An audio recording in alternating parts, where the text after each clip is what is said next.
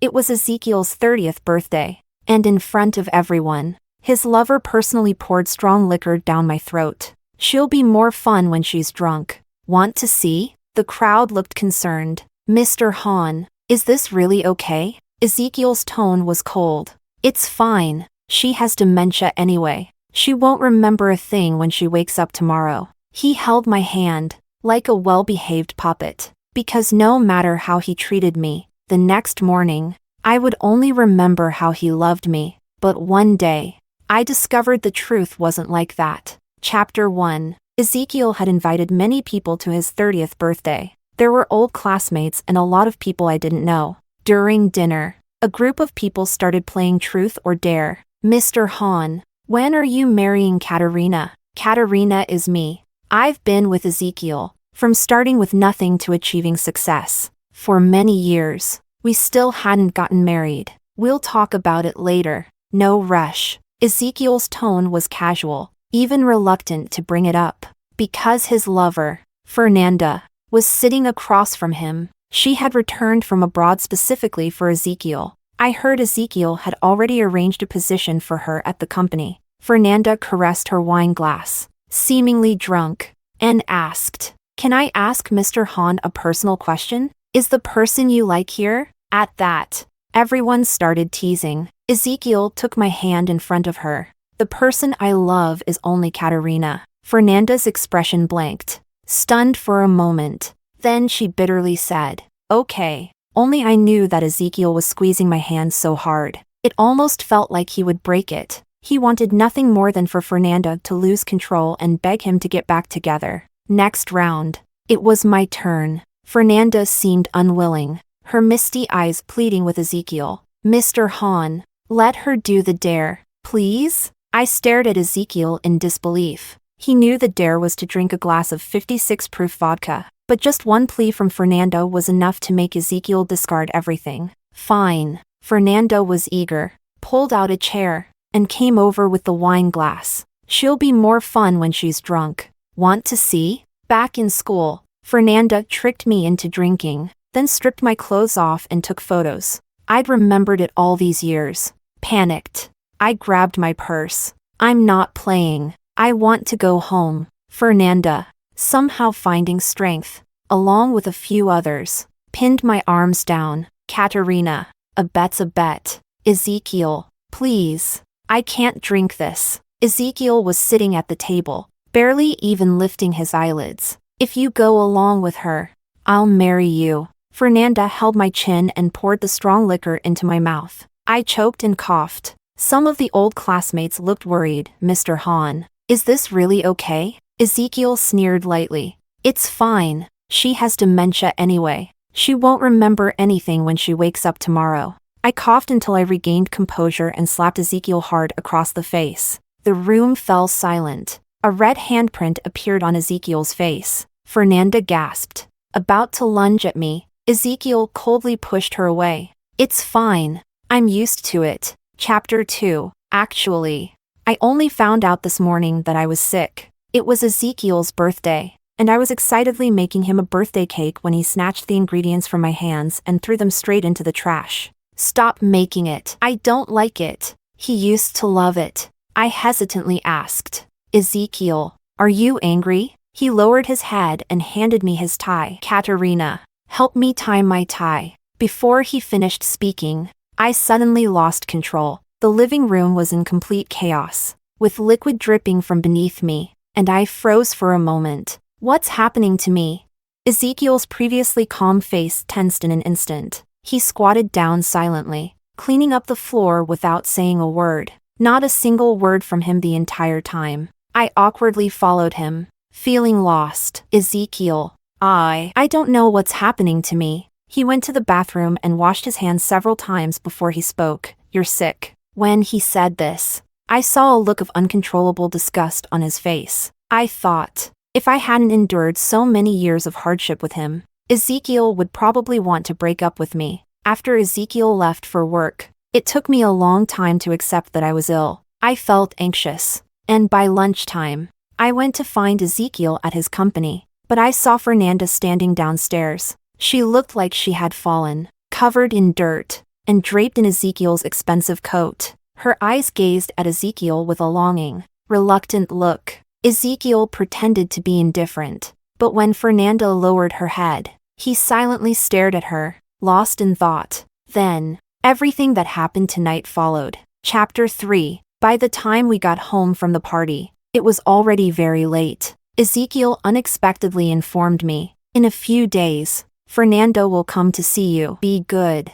Don't argue with her." In just one day, I had accepted too much, and my emotions were on the verge of breaking down. Why does she want to see me? Is it to see when I'll die? Katerina, stop throwing tantrums. I know. I'm sick. No matter how you treat me, I'll forget everything the next day. When I wake up, I'll still love you just like before, right? Ezekiel, I'm the one suffering here. Why can't I throw a tantrum? If she dares to come to the house, I'll kill her. Ezekiel touched the back of my neck, gently forcing me to look up and meet his gaze. His eyes were tender, and he smiled as he said, "Katerina, I'll let you throw a tantrum, but this is between us. Don't hurt anyone else, okay?" Was he feeling sorry for me? I smashed the ornaments on the bookshelf, breaking them into pieces. The room was in shambles. Ezekiel didn't get angry. "There's more in the bedroom. And if not, I'll buy some. You can smash as much as you want." His cold violence was driving me crazy. I sank my teeth into Ezekiel's flesh, drawing blood. Ezekiel frowned, picked me up, and carried me to the bedroom. He leaned down, whispering in my ear, "Little madwoman, be good tonight. You've already threatened to break up with me 18 times this month. And each time you forget. Katerina, this is the life you're going to have." Chapter 4. Ezekiel was wrong. I've always been a person with persistence. When I was chasing him, I could cross the entire city by subway. When I decided to leave, I could stay up all night. I repeated everything he had done to me 1,000 times, afraid that I would forget it when I woke up. As dawn broke, Ezekiel got up to take a call. It was from Fernanda. I knew. She was inviting Ezekiel to stop by her house for breakfast on his way to work. Ezekiel quietly put on his clothes and said, "Wait for me." The door quietly closed behind him. I opened my eyes and silently pulled the camera out of the drawer. I recorded everything that happened yesterday in detail, to remind myself to leave. During the process, I accidentally stumbled upon an old video. It turned out, this wasn't the first time I had discovered Ezekiel's infidelity. On my birthday, Ezekiel had accompanied Fernanda to the gynecology department of a hospital, where the prescription included folic acid and a prenatal checkup form. On our anniversary, I found a reservation record for a 5-star restaurant and 2 private theater movie tickets in Ezekiel's car. The movie was called Ambiguity. On that very same day, I looked into the camera, my eyes red, and said, "I'm pregnant, but I don't want to tell Ezekiel." The camera paused on a B ultrasound report. But last night, to please Fernanda, Ezekiel let her pour alcohol down my throat. A sharp pain began to spread from my heart, turning into a piercing ache that made me tremble. I suddenly wanted to confront Ezekiel, right away, not wanting to wait any longer. So I rushed to his company. The moment I opened the door to his office, I heard Fernanda's suppressed sobs from inside. "I regret it, Ezekiel," Ezekiel said. "Katerina's illness isn't over yet. I know, but I don't want to wait anymore. The one I love is right in front of me, but I have to endure." "Shut up," Ezekiel suddenly shouted coldly, and it startled me. "Fernanda, don't ever say that in front of me again." The secretary rushed over and stopped me. "Miss Lee, Mr. Han has a guest. It's not convenient for you to go in. Please wait outside." "Fine." I changed my mind, walking disheartened to the lobby. I pulled out the expensive lipstick that Ezekiel had given me and started drawing on the bulletin board. A few minutes later, the secretary screamed and rushed over to hug me. "Miss Lee, what are you doing?" On the large bulletin board, I had circled their faces. Next to it, in bright red lipstick, I wrote 4 words: "Scum man, slut woman." Fernanda had just walked out and saw the scene. Her face turned pale as she frantically wiped it with a tissue. "Katerina, what exactly do you want?" I curved my lips into a smile. "What do you think I'm doing? You, Mistress, I gritted my teeth, intentionally speaking slowly and heavily. Fernanda's expression slightly changed. She shouted harshly to everyone around her. "What are you all standing there for? Hurry up and wipe it off." Everyone here obeyed her, as if they had already accepted her position. When Fernanda turned back, I noticed the familiar hairpin on her head. It was the one I had left in Ezekiel's office last time. She had obviously just showered, and her hair was still damp. I raised my hand to grab the hairpin. Fernanda screamed, as if startled,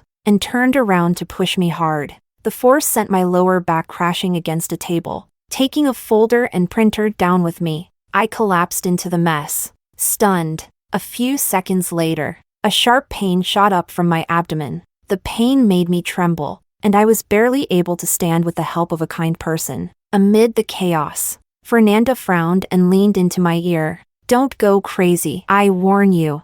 I'm not the mistress." She firmly grabbed my wrist, her tone stern. "Katerina, apologize now, in front of everyone at the company." Her shameless words made me tremble with anger, and I suddenly felt a rush of warmth between my legs. And then, Fernanda's attitude suddenly changed. She began crying and begging loudly. "Katerina, please let me go. I beg you. I swear, I have nothing to do with Mr. Hahn. Please, stop torturing me." A hand suddenly gripped my wrist tightly from behind. The enormous force yanked me forward. Ezekiel slammed me hard against the wall, gritting his teeth as he asked, "Katerina, have I ever told you not to hurt others?" This was the first time Ezekiel had yelled at me. Fernanda's sobs sounded like a little kitten, utterly wronged. Ezekiel's face was cold as he scanned everyone in the room. "I have no immoral relationship with Fernanda. If anyone spreads rumors again, I will hold them legally accountable, no matter the cost." See, he was still in a rush. Tick-tock. A drop of blood fell at my feet. Ezekiel's secretary gasped and exclaimed, "Mr. Hahn, Miss Lee, she's bleeding." Ezekiel lowered his head and saw the trail of blood on my leg. He looked at me in shock. I forced a painful smile and said, "Ezekiel, Fernanda made me lose our child. Do you think she should die?" Whispers filled the room. "How did she? Did she not hold it in?" That's when I realized it wasn't just blood.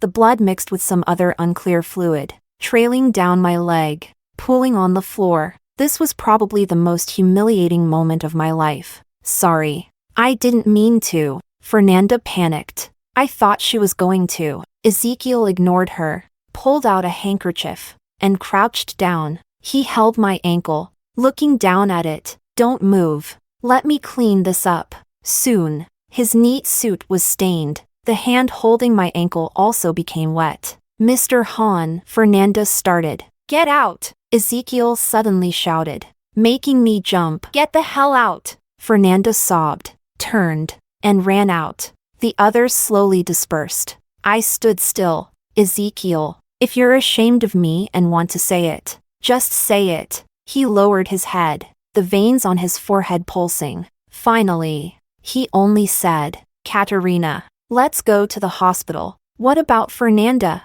"Do whatever you want with her." Ezekiel's voice was light, as if he was too tired to say another word to me. "I don't want to see her again." "Fine. I'll have her leave." Chapter 5. After returning from the hospital, Ezekiel and I fell into a cold war. He even forbade me from going outside. In his words, I had no family, no ability to take care of myself, and couldn't survive without him. He was terrifyingly indifferent. He both hated me and yet acted as if we were still in love. Every day, he came home on time and ate dinner with me. One evening when he came back, I noticed he was wearing a ring on his ring finger. It was the style I hated most, but it was Fernanda's favorite. "Can you take it off? It's really disgusting." Ezekiel paused, put down his bowl, and silently took the ring off, placing it in his pocket. But he refused to throw it away. I couldn't eat any longer, so I put down my bowl and left the table. "Katerina,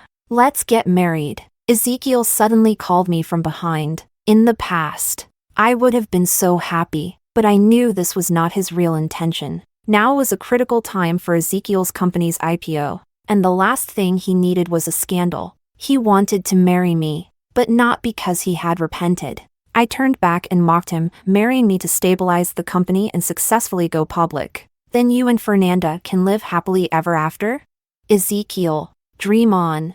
I didn't expect Ezekiel's revenge to come so quickly. When I woke up from my nap, I heard noisy sounds downstairs. I opened the door and went out, only to find a lot of strangers had entered the house. Fernanda had arrived, though I didn't know when. She sat on the dining room chair with her arms crossed, wearing my slippers, giving orders as people moved things. She was acting like the lady of the house. Get rid of that bed, the bedding, and the clothes in the wardrobe. Since the baby had passed away, the nursery that had been tightly shut was now opened. All the things I had carefully prepared were being thrown out. What are you doing? Fernanda heard my voice, looked up, and suddenly flashed a smile. Are you awake? Ezekiel asked me to tell them to tear down the nursery and renovate it, so you won't be sad when you see it. Oh, by the way, now that this room is free, it can be used. I'll be living here from now on. My brain buzzed, and my heart raced. The blood rushed to my head. Ezekiel had sworn to me that Fernanda would never appear in front of me, but now, she was going to live here. I ran barefoot across the messy floor to the stairs and saw the nursery bed torn apart. Inside, scattered were the little clothes and shoes Ezekiel and I had picked out for the baby together during a shopping trip. And hanging on the bed, the safety amulet I had embroidered for the baby over 3 months was gone. Where's the amulet? Fernanda shrugged. It looked ugly, so I threw it away. Where did you throw it? Probably in the garden or the pool. It's just some useless thing. Why would I remember? If you don't find the amulet, you and Ezekiel can both go to hell. I shoved her away as she approached. And, without putting on shoes, I ran toward the garden. Fernanda stood by the window, sneering at me. Katerina, look at you now. Do you still deserve Ezekiel? His company is about to go public. As the CEO of a publicly listed company, he'll be attending all kinds of high-end events. What he needs is a graceful, gentle wife. But you're an idiot. The only thing you're good at is wetting yourself in public. What else can you do? Please, stop using the fact that you've suffered with him to manipulate Ezekiel. Do you think you're in a position to demand he always love you? By dusk, I was kneeling in the garden, searching through the overgrown bushes, completely ignoring Fernanda's taunts. My white pajamas were covered in dirt. My calves and feet were scratched. When I couldn't find it in the bushes, I turned to the pool. As I stood up, I suddenly ran into someone's embrace. Ezekiel tightly held me, his voice cold and stern. Why did you make yourself so dirty? I spun around and yanked at his clothes, angrily asking, Ezekiel, I just miscarried, and you can't wait to tear down the nursery? Thunder rumbled in the distance, signaling the rain was coming. The air was stifling, making it hard to breathe. Ezekiel reached up to touch my face, but turned away, unable to meet my gaze. The baby is gone. Keeping the room will only make you sad. Suddenly, Fernanda rushed over, pretending to cry. Mr. Hahn, she seems to hate me. Her look is so scary. Ezekiel didn't answer, but his eyes remained fixed on her. I couldn't bear to watch them exchanging silent affection. I shoved Ezekiel away and turned to walk toward the pool. Katerina, it's dangerous over there. Ezekiel grabbed my wrist, trying to pull me back. A wave of unexplainable anger surged within me, and I bit down hard on his wrist. I heard Ezekiel let out a grunt of pain. He didn't move or let go. The taste of blood slowly seeped through. Finally, the rain broke through the clouds, falling in a light drizzle. Ripples formed on the water's surface. Fernanda hurriedly ran after me, holding an umbrella. Please listen to Mr. Hahn. Go inside, okay? If you catch a cold, you might wet your pants. As she spoke, she looked at me provocatively. She was so smug about winning Ezekiel's trust. The rain grew heavier, and the water in the pool began to overflow. Without the lights, the dark water looked like the gaping mouth of a wild beast. I suddenly grabbed Fernanda's hair and shoved her toward the pool. Katerina! Ezekiel shouted angrily, crouching down to pull me away. But he couldn't pull me off, because I had put all my weight on Fernanda. She sank into the pool, her dark hair floating, struggling violently. In no time, she stopped struggling. I lost my strength and let her go. Fernanda lay by the pool like a dying dog. Ezekiel's face turned pale as he pulled her out of the water. He sat on the edge of the pool, cradling her in his arms, urgently patting her back. Throw up. Just throw up and you'll be fine. His hands were shaking. His words jumbled. Fernanda didn't open her eyes but started crying weakly. Don't let me see her. I don't want to. Ezekiel's eyes burned with anger. Katerina, go back. He then gently patted Fernanda's back. I'll take you to the hospital. Still able to talk. Huh? I lunged at Fernanda again. Katerina! Ezekiel blocked my arm, shielding Fernanda in front of him. And then, the next second, with a splash, I lost my balance, and Ezekiel pushed me into the deep water. The water rushed in from all directions, drowning my senses. Just before sinking to the bottom, I saw Ezekiel's cold, distant gaze. Because I had hurt Fernanda, he finally turned on me. Chapter 6. The nurse told me that this was my 8th hospitalization this year. Because I had fallen into the water, my body became weak, and I frequently curled up under the blanket, shivering with fever. Every day, when I received the fever-reducing injection, it was painful, but I had no one to complain to. I didn't know what Ezekiel had told the doctors and nurses, but it seemed like everyone just assumed I was his wife. It was disgusting. When the caregiver was talking to me, Ezekiel called. She pressed the speakerphone button and held the phone up to my ear. Katerina. Ezekiel's voice was hoarse. Eat your food properly, or I'll watch you eat. I looked up and found him standing outside the glass window, watching me. Was he threatening me? I picked up the box of food and, in front of him, threw it all into the trash can, saying, Ezekiel, why don't you just die? His face was deathly pale, but he didn't react much to my words. Is that so? He chuckled softly. Then I guess I'll just have to watch you eat every day. After my condition stabilized, I moved from the ICU to a VIP room. From that point on, I was completely under Ezekiel's control. He came to see me every day and would say, Katerina, you need to take care of yourself. Watching the news on TV about his company's upcoming IPO, I could almost predict my fate. After helping him stabilize the public image and ensuring the successful listing, I would be sent to a psychiatric hospital. Eat an apple. Ezekiel placed a bowl of small apple pieces in front of me. While he reached for it, I lowered my head and bit down on his wrist. The same place as last time. The wound hadn't healed yet, and I bit it open again. Only when I tasted the blood was I satisfied enough to let go. Ezekiel didn't even blink. Next time, bite the other side. If you keep biting the same place, it'll leave a scar. Yesterday, I had tried to poke his wound with a toothpick and sprinkle salt from a seasoning packet on it. So today, the toothpicks and seasoning packets were nowhere to be found. Ezekiel, you really should tattoo slut on your face. Suddenly, Ezekiel fixed me by the back of my neck and kissed me. It was a rough, violent kiss, and he even bit my lip. Seeing that I stared at him like I was looking at an enemy, he smiled widely. I don't expect you to love me. As long as you still remember me, that's enough. His touch made me feel disgusted. I slapped him hard. His head jerked to the side, and he quietly asked, Are you calm now? I curled my lips into a smile. Not yet, unless you drown in the pool. With that, I lowered the air conditioner temperature, curled up in the blanket, leaving only my eyes visible as I watched him. Originally sick, Ezekiel's lips had turned even paler from the cold air. Just wait a little longer. Once the nurse finishes with the 4, I'll leave. An hour later, the nurse finished, and Ezekiel's face was blue from the cold, coughing even harder. After that, he disappeared for several days. During that time, I received a call from Fernanda. She was trembling with anger. Can't you stop tormenting Ezekiel? He's sick, with a high fever. That was when I learned that he had really jumped into the pool that night, looking for the safety amulet. What does it have to do with me? If you could do something, you wouldn't be begging me for help with his company's IPO. Too bad. A mistress like you is really useless. Fernanda slammed the phone down in anger.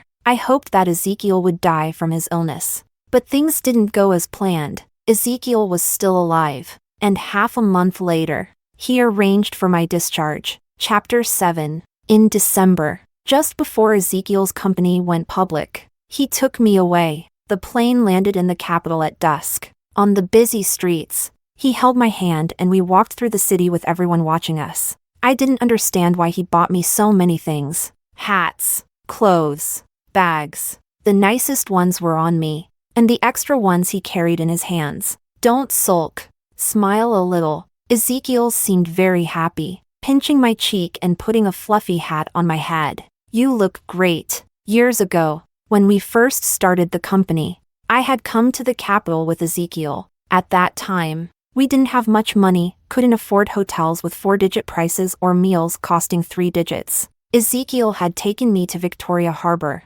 staring at the whole cruise ship rented out by the rich, and we stayed silent for a long time. Now, he told me, Katerina, I've rented out the entire cruise ship. Do you want to see the night view? I stood at the harbor with my hands in my pockets, wearing a cute pink fox head hat, and coldly replied, whatever. Ezekiel smiled. All right, just come with me. Tomorrow, his company would be listed. Tonight, he was certainly in high spirits. Victoria Harbor at night was even more magnificent. I stood on the deck of the cruise ship, the wind blowing against me as the music played from the band behind. The notes echoed in the night sky. Ezekiel handed me a cup of hot milk. Come inside and sit for a bit. It's cold outside. I stood still. Katerina, don't stand too far. It's not safe. Ezekiel pulled me closer, fixing my hair that the wind had messed up, and tucked it into the warm, fluffy hat. I stared at the deep sea and suddenly asked,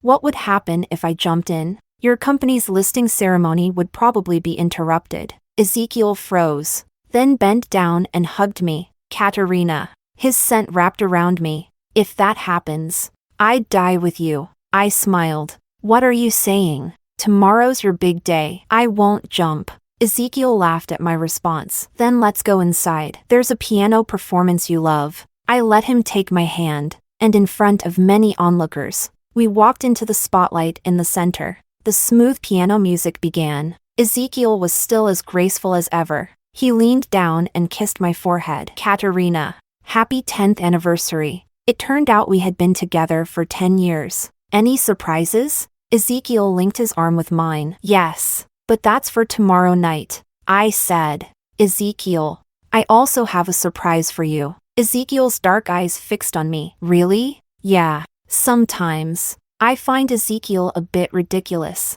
From our youth until now, everything has changed. Why bother pretending to be a couple for the sake of appearances?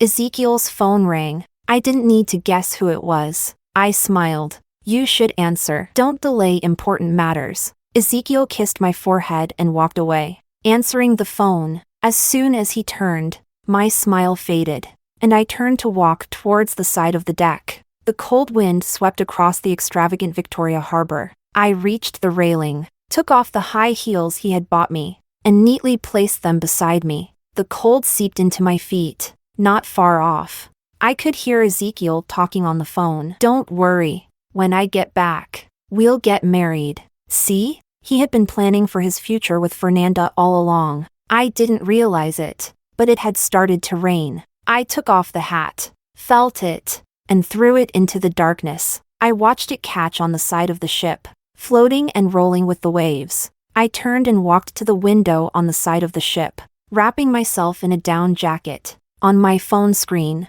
I had sent a message. Ezekiel kidnapped me. After tonight, he would be disgraced. Minutes later, Ezekiel suddenly rushed to the deck. Has anyone seen my wife? He grabbed a passing crew member, his voice suddenly frantic. A large group of people came after him, speaking in broken sentences. She walked out. I sat still in the corner, watching them frantically search for me. Ezekiel spotted the shoes I had left on the deck, and his face turned pale. Someone pointed at the sea. I saw her hat down there. Ezekiel went crazy, tearing off his clothes, but people held him back. Mr. Hahn, we should let the professionals handle this. Ezekiel started yelling. She's my wife.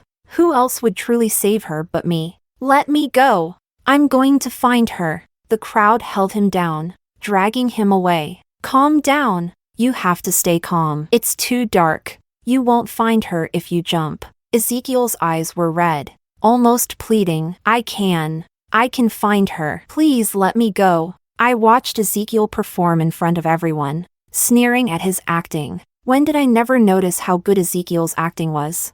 Mr. Hahn, please stay calm. We'll call the police. Ezekiel slumped to the ground, silent. One of the crew members, seeing him stop struggling, let go, and pulled out a phone to call the police. The next second, Ezekiel leaped over the railing. The sound of him hitting the water was drowned out by the thick night. I stood up in a daze, my smile vanishing. The wind blew across the empty deck. Ezekiel was nowhere to be seen. Chapter 8. I was eventually found at the entrance to a storage room on the side of the cruise ship. The rescue team searched through the night and found Ezekiel floating in the sea. He was rushed to a nearby hospital for emergency treatment. Miss Lee, your husband is still in critical condition. As for the accusations you've made against him, we will need to wait until he is out of danger to investigate. But don't worry, our colleagues will provide full protection for you. At the police station, I watched the news report about the incident. After a long silence,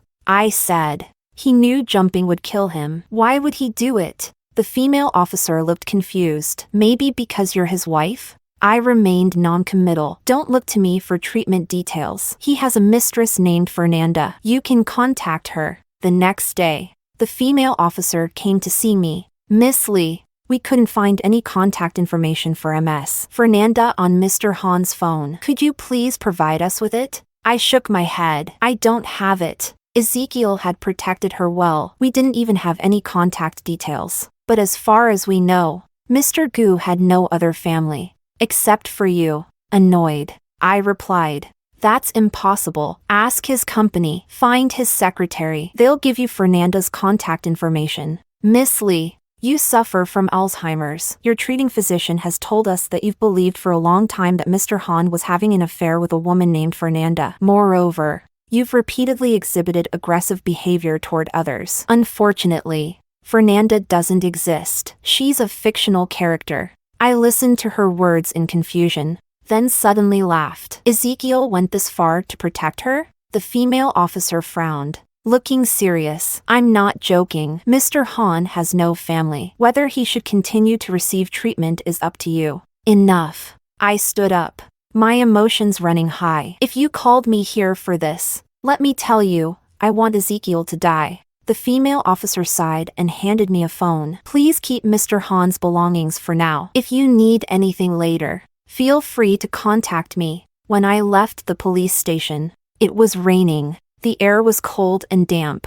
I wrapped my scarf around me and found a random bench on the street to sit. I pulled out Ezekiel's phone. I pressed the screen to turn it on, and the fingerprint unlock appeared. I placed my thumb on it. It unlocked successfully. I couldn't even remember when I had left my fingerprint on his phone. The screen of Ezekiel's phone didn't have many random apps. There were hundreds of contacts in the phone book. I typed in Fernanda's name, but couldn't find anything. I tried many different search methods, but came up empty. I closed my eyes for a moment, but I couldn't remember what Fernanda looked like. Then I stumbled upon a private album. A pop-up appeared asking for a password. Without thinking, I entered my birthday. When the password was accepted, a sense of emptiness filled me. The screen revealed several VCR videos. My blood rushed, pounding in my ears. Again and again, I clicked on the first one. It was autumn 2015. The video played automatically. A cheerful voice rang out from the speakers. Ezekiel, happy 3rd anniversary. Congratulations on my successful graduation. And congratulations to Ezekiel for starting his company. I immediately recognized my own voice. I was the one who had filmed this VCR, but I had no memory of this moment. In the candlelight, a much younger Ezekiel looked up, staring at the camera. A giggle escaped him as the camera caught it. Why are you looking at me like that? Do you like the South City or North City better? What? I'm about to buy a house. Pick a place you like, and we'll settle down there. The video me screamed in excitement and jumped into Ezekiel's arms, kissing him on the neck. In the dim corner, Ezekiel's ears slowly turned red. The second video was from spring 2016. Ezekiel was drunk. I was excited, shoving the camera right in his face. Today we're interviewing Mr. Han. Who are you drinking with so late? Ezekiel closed his eyes, grabbed my hand, and pressed it against his chest. He mumbled something. Sorry. What? I didn't hear clearly, so I moved the camera closer. 200,000. I earned 200,000. Tell Katerina to come see. Let her witness the final payment. Amused.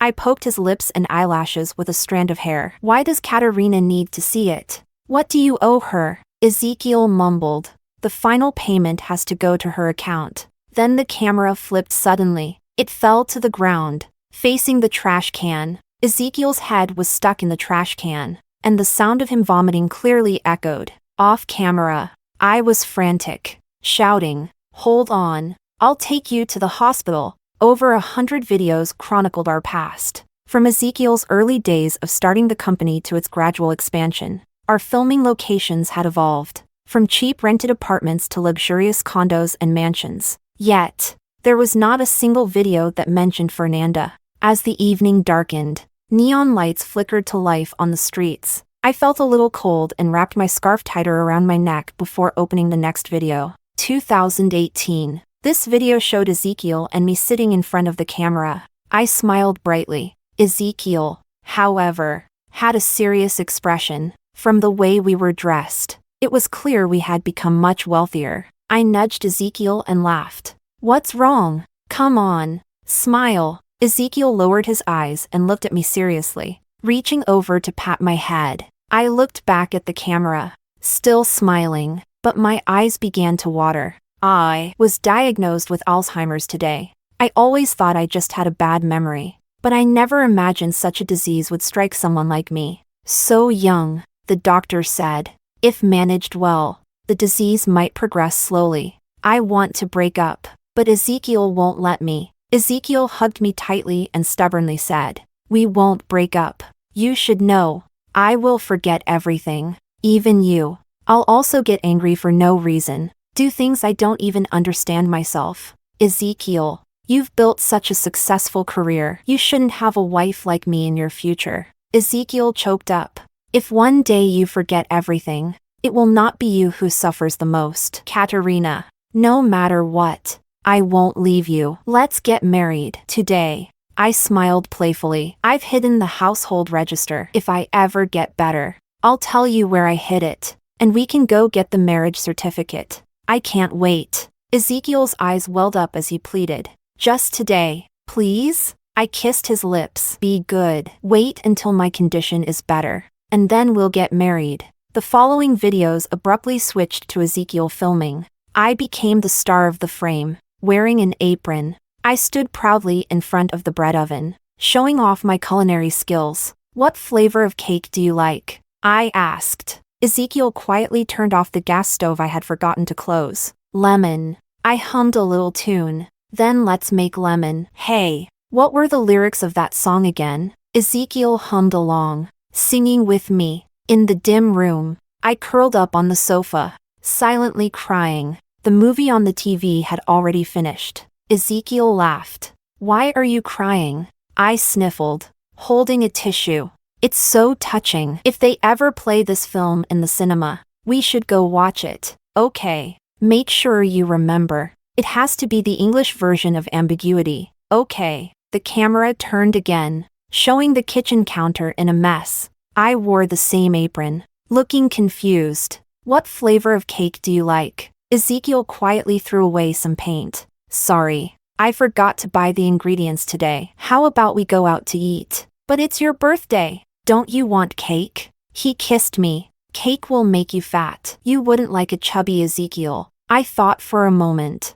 Then, following his lead, put on my coat. As we were about to leave, I muttered, actually, chubby Ezekiel would be kind of cute. The videos began to shorten. Sometimes, I would suddenly lose control in front of the camera. Ezekiel would quickly put down the camera and rush over to clean up after me. I'm sorry. Ezekiel, don't say sorry. It's not your fault, and you haven't caused me any trouble. Slowly, I began to become volatile. One moment, I would speak calmly to Ezekiel. The next, I would suddenly throw things at him. In one video, I was yelling at a woman who entered the door. She held her head, frantically shouting, "Katerina, it's me, Anna. I'm your best friend. Please, don't do this." I threw a small cake at her face. "Ezekiel, take your mistress and leave." Minutes later, my suppressed crying echoed through the video.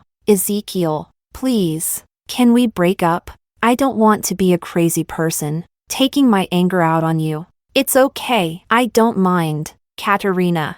I really don't mind. Next time, can you tell me when I'm getting senile? When I'm sick? If I know, I'll try to control myself." "Okay." The videos then turned into Ezekiel's monologue. "Katerina is in the hospital for the third time this year. She's started to hate me. She sees every woman around me as Fernanda and attacks them. Recently, her temper has gotten worse because she thinks she's pregnant. The doctor suggested I send her to a care facility, but I just can't bear to. I've told her many times that I love her, but she doesn't remember." Ezekiel's eyes were red. He lowered his head to steady his emotions. "Well, for now, I'll just take a break and spend time with her. Slowly, she'll get better." The next video showed many people. I watched for a while before realizing that this was from Ezekiel's recent birthday party. "Mr. Han, when are you and Katerina getting married?" Ezekiel glanced at me, his expression a bit down. "No rush. We'll talk about it later. We'll have the wedding abroad once she's feeling better." Later, we started playing a game of truth or dare. A woman across the table grabbed the round table, staring intently at Ezekiel. "Mr. Han, I have a personal question. Is the one you love sitting here?" The whole room started to tease. "Mr. Han, think carefully before answering. Anna is family. Offending Katerina's best friend would be bad luck." Ezekiel held my hand. "The person I love is only Katerina." Anna's eyes glistened. "I hope you mean what you say." When it was my turn, Anna quietly asked, "Katerina, time's up.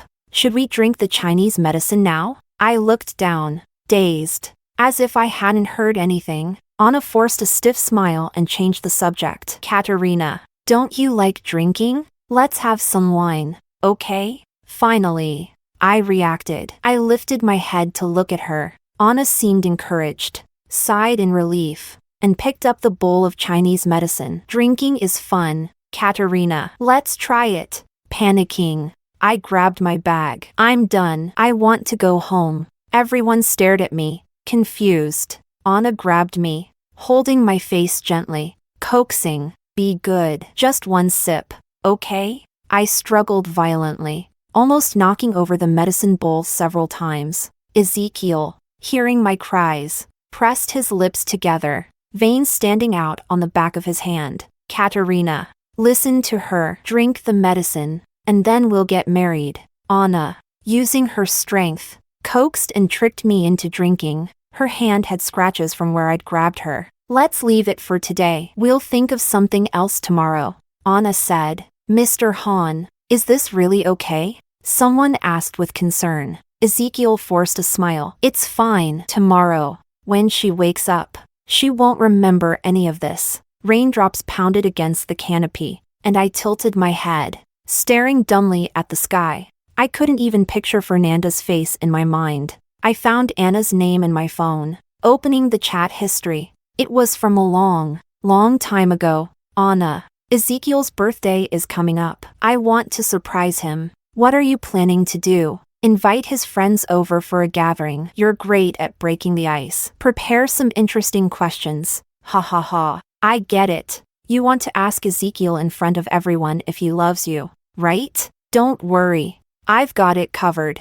At the end of 2022, I found myself alone on the streets of the capital, crying uncontrollably. Chapter 9. Through a glass window, I saw Ezekiel, his body covered with tubes. "Did you make the payment?" Faced with the doctor's question, I felt helpless. "I'm sorry. I can't remember the PIN for my card." "Try again. Your husband is in critical condition, and he needs you most now. If the payment isn't settled, we can't administer many of the necessary medications." "Okay." I didn't have much cash, and I didn't have a place to stay. I spent the whole day at the payment counter, entering the wrong PIN over and over again. The staff at the counter said, "Miss, could you please stop disrupting the medical order?" By evening, I used my remaining coins to buy 2 loaves of bread. Standing at the door of the ICU, I repeated tirelessly, "For Ezekiel." Doctors and nurses hurried past. One nurse urgently pulled me aside. "Haven't you forgotten? It's time to make the payment. Not buy bread." Seeing my confused expression, she sighed in resignation and left. I don't know who bumped into me, but the bread I was holding fell to the ground. I suddenly burst into tears. Like a useless person, the door in front of me opened. A nurse crouched in front of me and handed me a toy. "Your husband woke up. He asked me to give this to you. He also said not to be scared or cry. Someone will come to take you to a hotel later." I held the toy, but I only remembered one thing: Ezekiel woke up.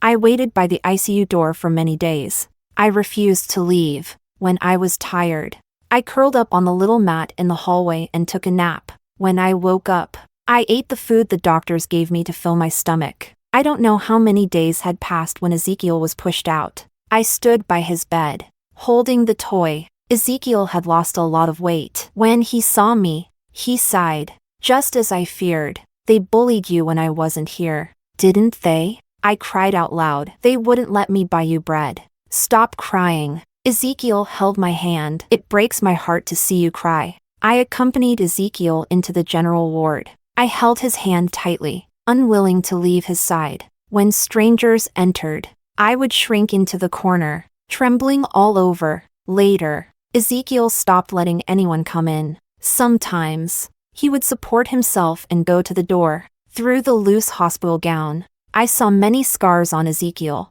ones that had been pinched, bitten, or hit. Some were still bruised.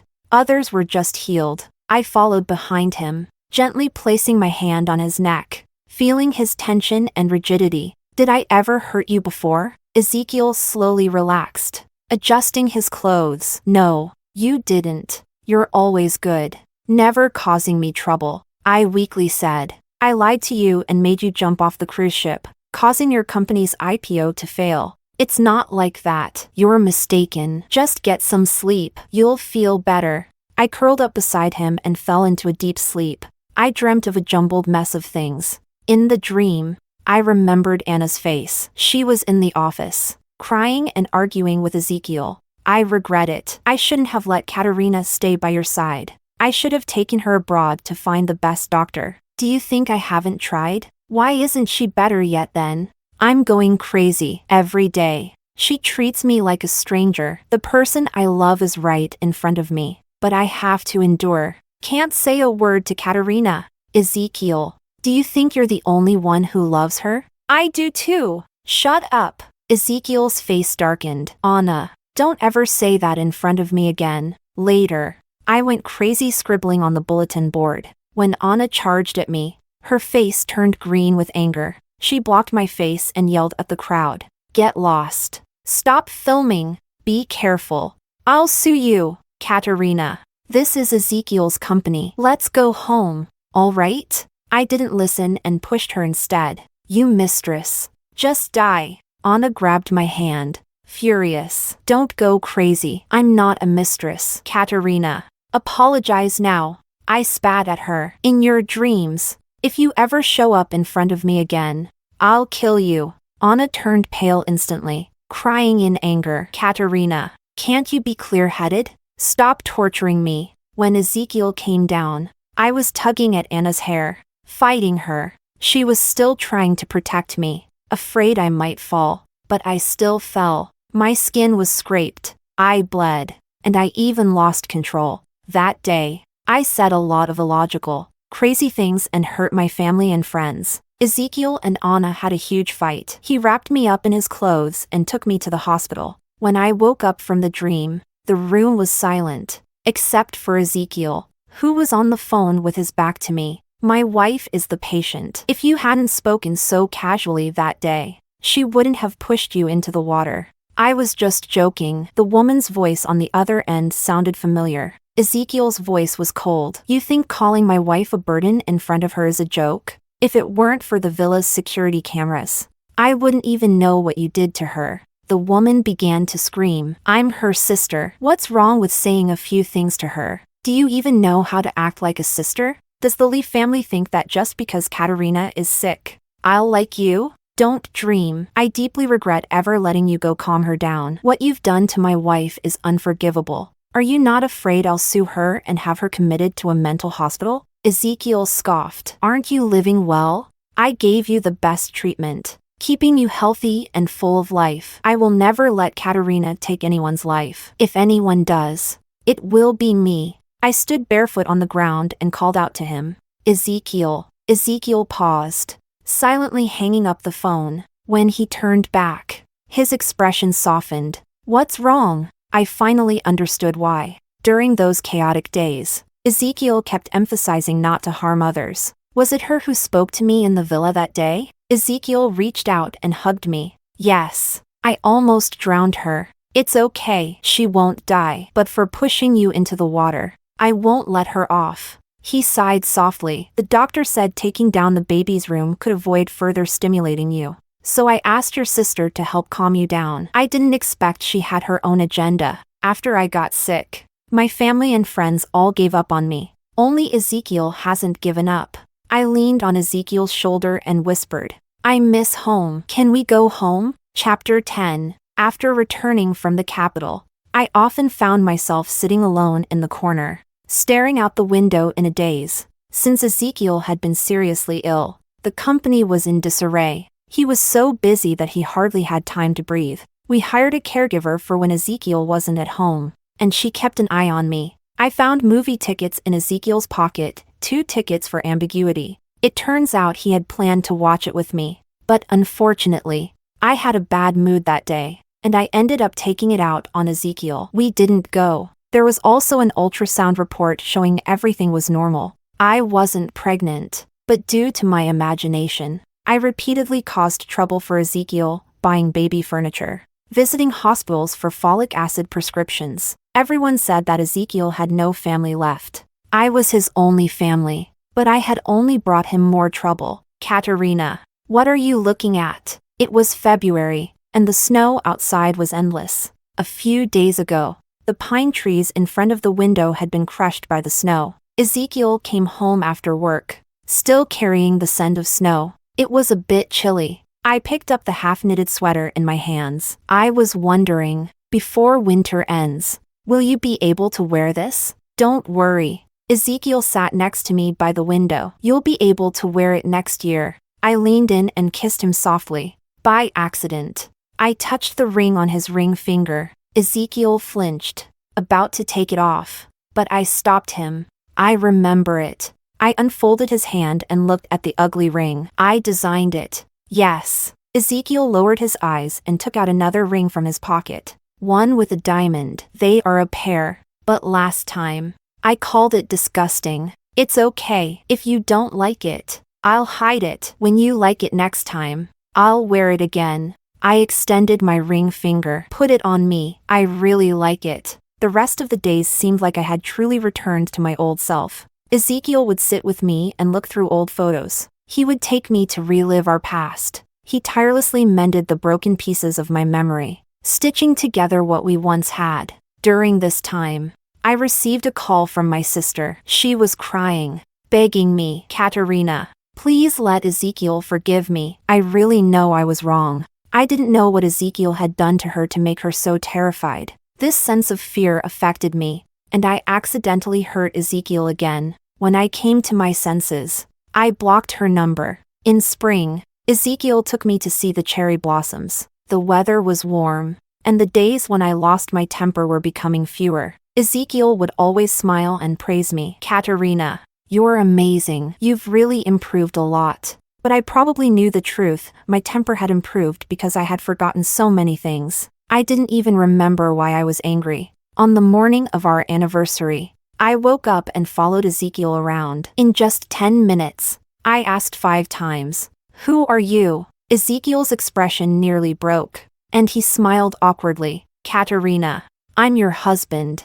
Ezekiel. I started to forget where I was supposed to go more frequently. I would often wake up to find myself at the police station. Ezekiel would rush from an important meeting, his face full of concern, holding me tightly. "It's okay. It's okay." The caregivers came and went, because I only listened to Ezekiel. They were afraid of me and couldn't keep an eye on me. The doctor suggested that Ezekiel send me to a nursing home, a place with restricted access, surveillance, and many professionals who could watch over me. Ezekiel refused. "I'd rather keep her by my side. I won't let her go anywhere without me." Terrified and alone. Later, he started taking me to the company. During meetings, I would sit beside him, playing with building blocks. One day, when I went to the bathroom, I overheard them mocking Ezekiel, such a big CEO of a listed company, and he spends every day taking care of an idiot, bringing his girlfriend to work. How hilarious.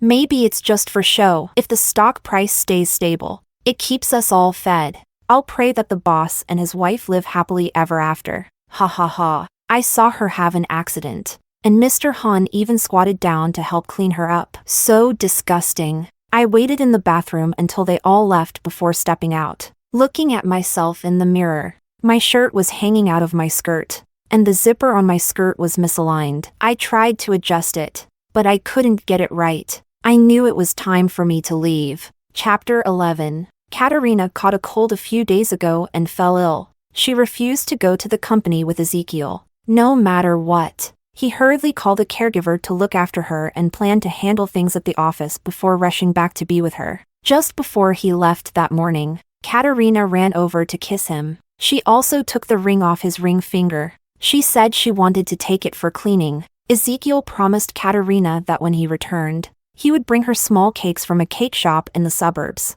During the day, some issues came up at the company, and Ezekiel got held up. When he finally returned home, the sunset cast a dazzling glow on the marble floor. In the kitchen, the caregiver hummed a tune as she brushed egg wash onto the pastries. Ezekiel asked, "Where's Katerina?" "She's upstairs, sleeping." Ezekiel walked up the stairs and noticed that the cross-stitch sachet on the wall was missing. The leather ring on the display shelf was gone too. He frowned and hurriedly pushed open the bedroom door. The sunset glared through the glass, bold and bright. The room was empty, the bed neatly made, with a letter lying on top. Ezekiel trembled as he opened it. Katerina's handwriting was shaky, and the ink color was different. It seemed like she had written it over a long period.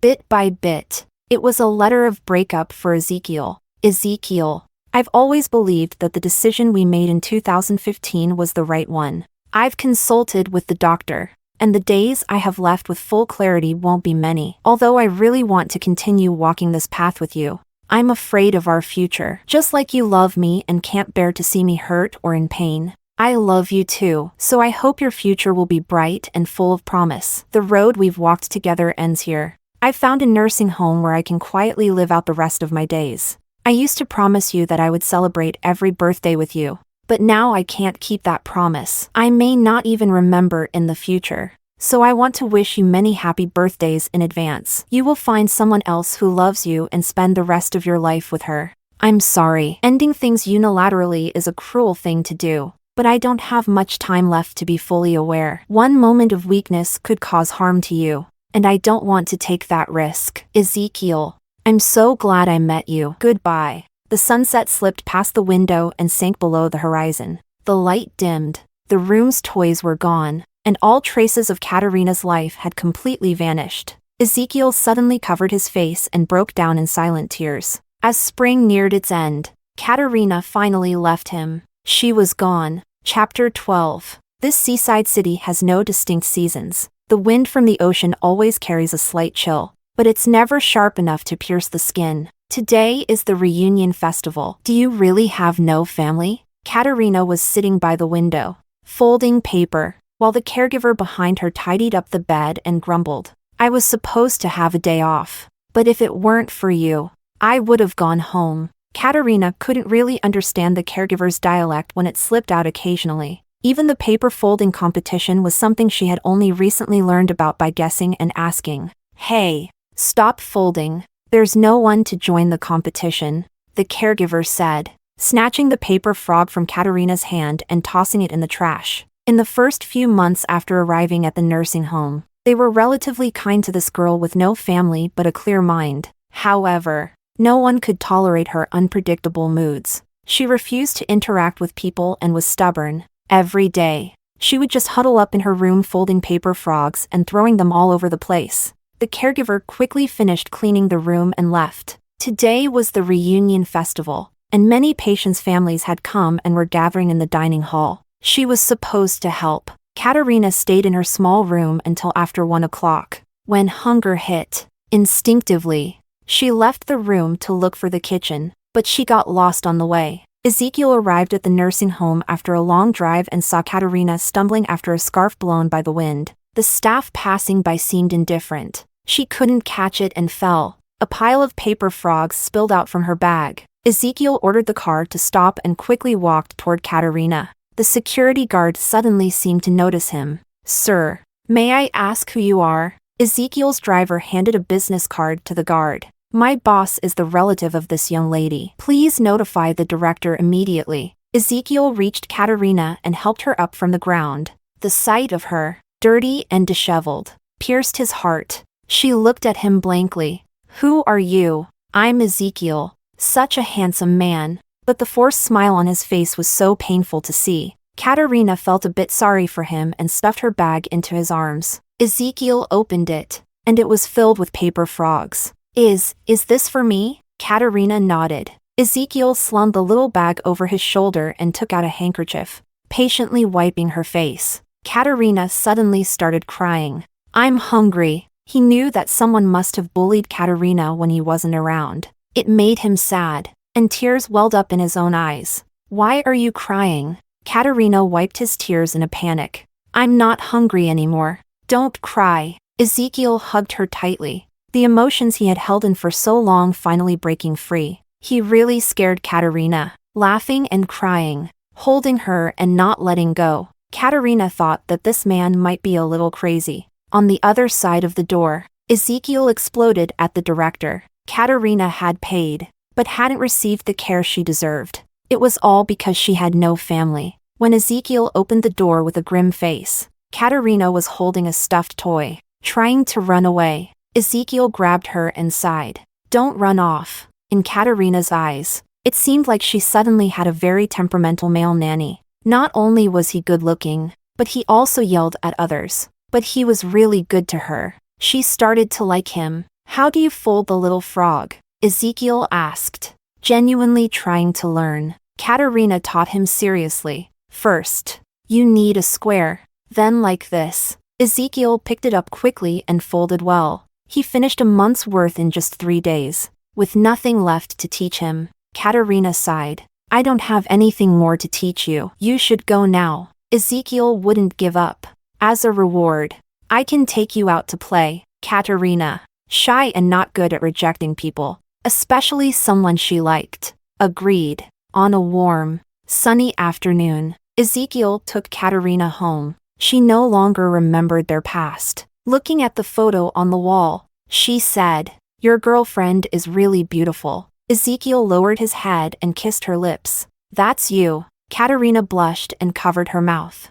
"How can you be so casual?" Ezekiel pulled her around the house, showing her every corner. The walls were covered in sticky notes, filled with their stories. Katerina stood by the railing, reading. As she read, a deep sadness welled up inside her. It seemed like she had really lost something important. Ezekiel never forced her to remember anything. Every day, he still took Katerina to the company since the gossiping employees had been fired. No one dared to spread rumors anymore. On the way home from work, Ezekiel still bought Katerina small cakes and let her sit in the passenger seat, humming little songs and chatting about whatever came to her mind. Many people privately said that Ezekiel's life would no longer see the light. But they didn't know. With Katerina by his side, every day of his life was full of light. Katerina's memory resurfaced one evening. It was a Friday. The post-work traffic jammed the wide road so tight it felt suffocating. The red brake lights flickered in the afterglow of the sunset.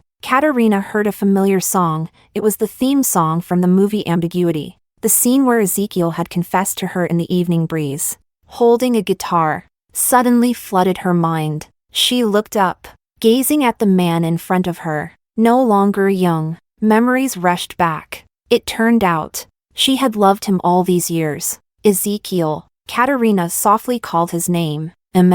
Ezekiel thought she had gotten interested in a roadside stall again and turned his gaze. When he met Katerina's bright, tear-filled eyes, his whole body froze. His lover, the one he had waited for all these years, had finally remembered him. Katerina smiled, tears streaming down her face. "Thank you for letting me realize that I'm still sitting by your side when I woke up." Ezekiel pulled over, hugging her tightly. All the years of grievances melted into tears, soaking her collar. "You said, if you remember everything, tell me where you've hidden the household register." Ezekiel's voice was hoarse. "Let's get married, okay?" The evening heat had not yet faded, and they kissed. After going through many seasons, Ezekiel finally kept Katerina by his side.